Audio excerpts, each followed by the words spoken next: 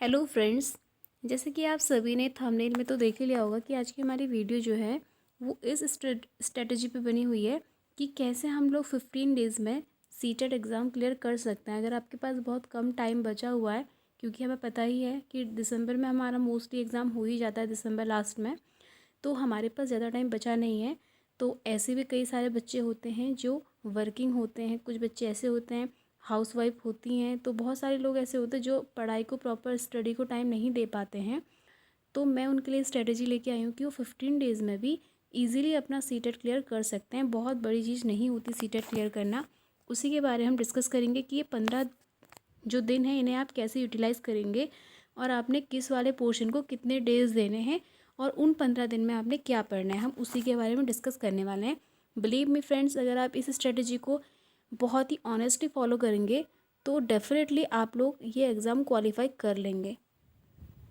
चलिए स्टार्ट करते हैं। देखिए, ये एक चार्ट बनाया हुआ है, यहाँ पे लिखा हुआ है क्वालिफाइंग मार्क्स 150 में से 90। जैसे कि आपको भी पता है और मुझे भी बहुत अच्छे से पता है कि इस एग्ज़ाम को क्लियर करने के लिए सिर्फ 90 मार्क्स ऐसे होते हैं जो क्वालिफाइंग होते हैं। आपको अगर आप 90 मार्क्स लेके आते हैं तो आप इस पेपर के लिए क्वालिफाई हो जाते हैं। ठीक है, आपका ये पेपर क्वालिफाई हो जाता है, क्योंकि वैसे भी सीटेट एग्ज़ाम क्वालिफाइंग पेपर ही है। ठीक है, अब देखिए 150 में से आपको सिर्फ 90 नंबर लेके आने हैं और मैंने यहाँ पे आपको 100 नंबर के बारे में बताया हुआ है। सबसे पहले आपका जो चाइल्ड डेवलपमेंट एंड पेडागोजी है, ये मोस्टली इसमें साइकोलॉजी से रिलेटेड क्वेश्चन आते हैं, इंक्लूसिव एजुकेशन, साइकोलॉजी, इन सब से रिलेटेड क्वेश्चंस आते हैं। थ्योरीज़ वगैरह आती है, लर्निंग थ्योरी, डिसेबिलिटी के बारे में आता है, वो सब मैं आपको इसमें चैनल में प्रोवाइड करा दूँगी उनके वीडियो। बहुत लिमिटेड मटेरियल में आपको मैं बहुत सारी चीज़ें प्रोवाइड कराने वाली हूँ। वो हमारी 30 नंबर की आती है। तो मोस्टली उसमें जो क्वेश्चंस होते हैं ना, वो हर बच्चा अपने लॉजिक से कर सकता है। ऐसे कोई क्वेश्चन नहीं होते जो आपने पहली बार सुने हो या आप उन्हें ना कर सको। बस थ्योरीज़ होती हैं जो उनके किसने कौन सी थ्योरी दी उनके नेम आपको लर्न करने होते हैं, बाकी डिसेबिलिटी के नाम लर्न करने होते हैं। बाकी मोस्टली क्वेश्चन इसमें ऐसे होते हैं 10-15 क्वेश्चन जो आपको अपने लॉजिक के हिसाब से जिनका आंसर देना होता है एज अ टीचर, तो आप उनको ईजिली कर लोगे। और जो वुमेन्स हैं, मैरिड हैं, वर्किंग हैं, जो हाउसवाइफ हैं, वो तो अगर उनके बच्चे होंगे ना घर पे बेबी, तो वो तो ये वाले पेपर को ईजिली कर लेंगे, क्योंकि उन्हें पता होगा कि बच्चे की साइकोलॉजी क्या होती है। तो आप इसमें 30 में से 25 मार्क्स डेफिनेटली ला सकते हैं। ठीक है, फिर है मैथ वाला। मैथ वाले पोर्शन में हो सकता है बायो वालों की मैथ वीक होती है, तो मैं ऐसा मानती हूँ कि 30 में से 15 नंबर मिनिमम आप ले ही आओगे, है ना। बहुत बड़ी चीज़ नहीं है, हाफ मार्क्स ला ही सकते हो। और इन्वायरमेंट स्टडी में आप लोग 20, क्योंकि इन्वायरमेंट स्टडी एक बेसिक सा सब्जेक्ट होता है। हम लोग आए दिन अपने चारों ओर ये सारी चीज़ें देखते हैं, तो 20 नंबर में इसमें मान के चलती हूँ आप ले आओगे। और इंग्लिश और हिंदी में, इंग्लिश को मैंने 15 नंबर दिए हैं कि आप 15 नंबर ले आओगे और हिंदी में आप 25। अगर इंग्लिश मीडियम वाले हो तो आप इसका उल्टा कर सकते हो, हिंदी में 15 ला सकते हो और इंग्लिश में 25 नंबर ला सकते हो।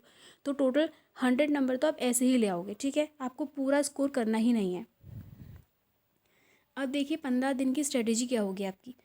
आपको सबसे पहले जो 7 दिन होंगे, 7 डेज़ में आपको 2015 से लेके 2021 के जितने भी PYQ हैं, प्रीवियस ईयर के क्वेश्चन पेपर्स हैं, उन सबको उठाना है। यूट्यूब में सर्च मारिए, बहुत सारे PYQ मिल जाएंगे। नेट में सर्च मारिए, अगर आप बुक नहीं लेना चाहते हैं तो नेट में सर्च मारिए, दिन भर वीडियो देखिए। 7 दिन में आपको सारे की सारे CDP, सारे PYQ लगा देने हैं, सब पढ़ लेना है। CDP के लिए आप ये समझिए कि PYQ में जितने प्रीवियस ईयर क्वेश्चन होते हैं, मोस्टली 10-15 क्वेश्चन रिपीट होते ही होते हैं प्रीवियस ईयर पेपर से। तो अगर आप उनको बहुत अच्छे से देख लोगे तो आपके 25 नंबर तो ऐसे ही आ जाएंगे। फिर 5 दिन, जो उसके बाद वाले 5 दिन है, उसमें आपने NCERT उठानी है 4, 5, 6, 7, 8 की। ठीक है, तो आप ये 5 NCERT की बुक है, तो समझिए एक दिन में एक बुक ख़त्म कर देनी है आपको। चाहे तो आप यूट्यूब में ऑडियो बुक भी सुन सकते हो या फिर आप पढ़ भी सकते हो। तो 5 दिन में आपने सारी NCERT ख़त्म करनी है, बस एक रीडिंग लगानी है आपको। कोई ऐसी बहुत ऐसी भी चीज़ें नहीं होती कि आपने बिल्कुल पढ़ देना, रट देना। बस एक बार आपके माइंड में एक माइंड रीडिंग कर लोगे ना, तो माइंड में चीज़ें बैठ जाएंगी, तो आप इजीली कर लोगे।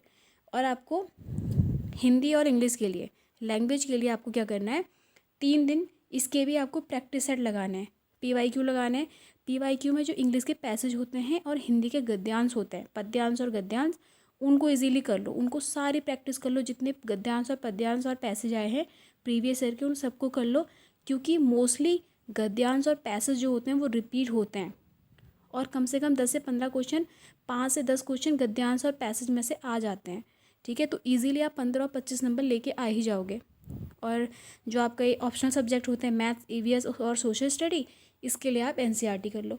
और बाकी आपने अपने टीचिंग सब्जेक्ट में पढ़ा ही होगा, जो भी आपने टीचिंग कोर्स किया होगा उसमें आपने पढ़ा ही होगा, एग्ज़ाम दिए होंगे उसके लिए पढ़ा होगा, तो आपके माइंड में होगा ही।